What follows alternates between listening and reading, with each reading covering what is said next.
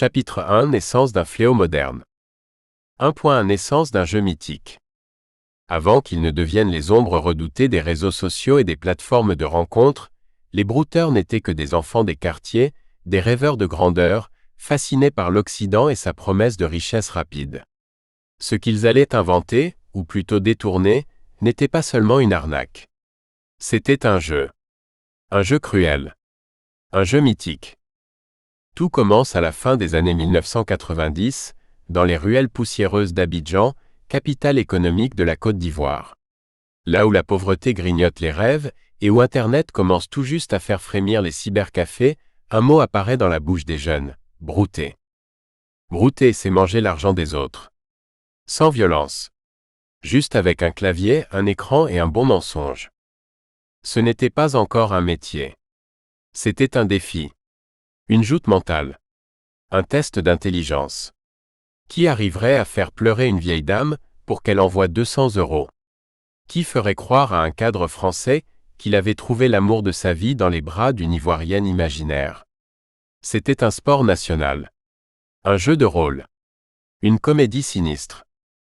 Et comme dans tout jeu mythique, il y avait des règles tacites. Pas de force. Juste de la ruse. Pas de violence. Juste des mots. Pas de pitié. Juste du profit. Dans les ghettos numériques, les cybercafés devenaient des arènes. On se passait des scripts, des phrases toutes faites. On étudiait les profils des victimes comme on prépare une chasse. Les plus habiles devenaient des légendes locales. On les appelait les rois du Yahoo. Ils avaient de belles montres, des motos, des vêtements griffés, tout cela payé par la crédulité à des milliers de kilomètres de là.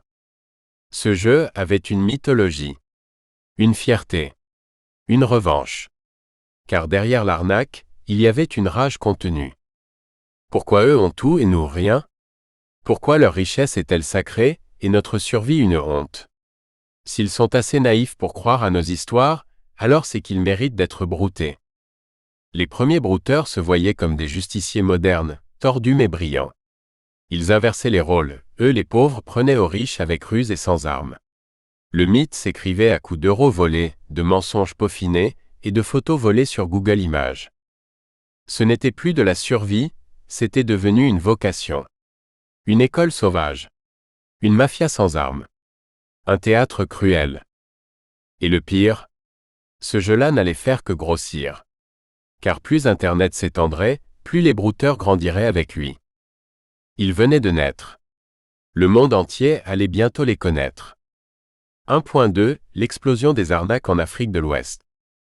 L'Afrique de l'Ouest n'a pas inventé l'escroquerie, mais elle lui a donné une saveur particulière, une ruse nouvelle, un style. Dans les années 2000, ce qui n'était encore qu'un jeu de quartier dans quelques cybercafés d'Abidjan s'est métastasé à une vitesse fulgurante. L'arnaque virtuelle est devenue une économie parallèle. Un empire numérique souterrain. Et l'Afrique de l'Ouest en fut le cœur battant. Internet entre dans les veines. L'arrivée d'Internet, longtemps réservée aux administrations ou aux élites, s'est démocratisée avec fracas. Les cybercafés pullulaient dans les villes d'Afrique, Abidjan, Cotonou, Lomé, Accra, Dakar. Pour quelques pièces, on accédait à un monde entier. Un monde plein de naïfs. Plein de riches. Plein de cibles. Les jeunes y passaient des heures. Pas pour apprendre, mais pour comprendre comment manipuler. Les plus brillants ne rêvaient plus